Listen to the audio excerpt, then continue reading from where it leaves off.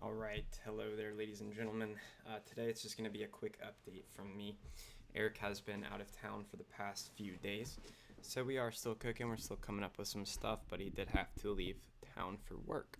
With that being said, I'm going to go ahead and do some last minute predictions as well as some waiver wire pickups for week 3 if you're still looking for that. I know you probably need to set your lineup before tonight, but the players that I'll be going over will not be on the Jaguars or the Bengals. So with that being said, I think we're going to start with our predictions for tonight, and I think we're going to have a mid 20s to mid 30s scoring game for both teams, so it's going to be a close game.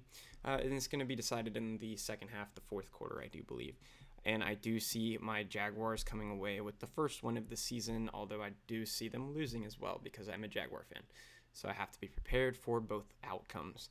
However, some of the things that I think would be key to a Jaguars victory, Trevor Lawrence is not gonna be able to turn over the ball tonight, and that's been a big issue for us lately. We're also gonna have to get firing on offense. We've had a 21-point game, a 7-point game, and a 13-point game from the offense in 3 games, and that is not enough to win football games in the NFL. Unfortunately, the Jaguars must also contain underrated running back in the rushing attack led by Joe Mixon. And the offensive line does need to keep Lawrence protected on the other side of the ball.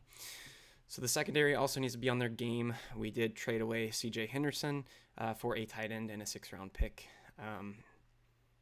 C.J. Henderson has been rather disappointing. Usually I have faith in the players, but with him, I'm not super sad to see him go.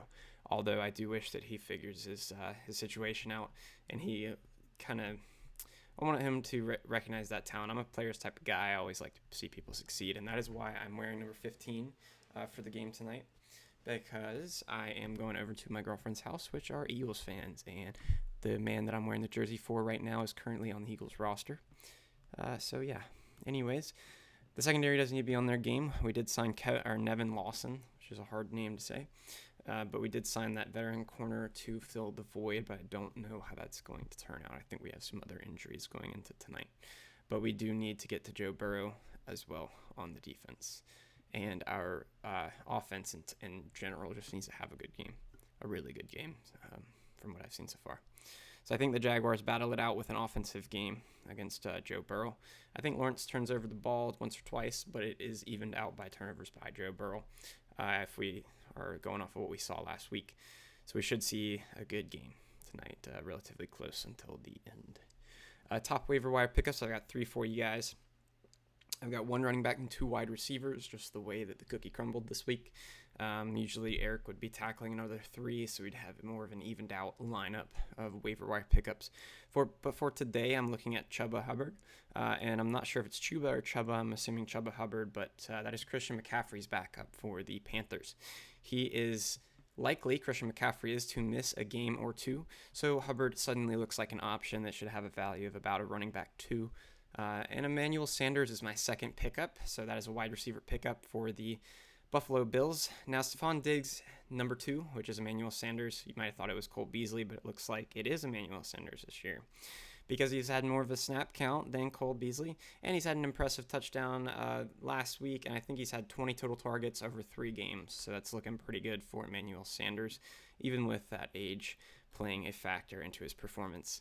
Of course, he seems to be kind of doing pretty well, just like another guy that I will mention in my honorable mentions, but my third guy here is going to be Hunter Renfrow. We see Hunter Renfrow's targets and involvement in the offense each week consistently. He had his lowest of the year, which was 6 targets last game, but he's been a big part of this offense, and I think everybody knows that. Derek Carr is playing at an MVP level. He's actually averaging 401 yards a game, and he's leading the NFL in passing yards by almost 200, I think, yards over Tom Brady. So that's MVP level play right there for sure. And that has him in the conversation of wide receiver 3. That does for Renfrow, so a flex option in a PPR league especially. And that is going to conclude my top 3 waiver wire pickups for this week. I do have some honorable mentions, and that's going to be Zach Moss. And Zach Moss is looking pretty decent. He's got some late game stat padding going on. But he's looked every bit sort of. I mean, he's looked okay. He's looked like Devin Singletary's equal. Moss even has 2 more carries and 34 more rushing yards than Singletary in the past week. So yeah, Moss had 91 total yards and a touchdown last week, so we know that is a good sign. We've also got Deshaun Jackson from the Rams. He looks ageless, absolutely ageless.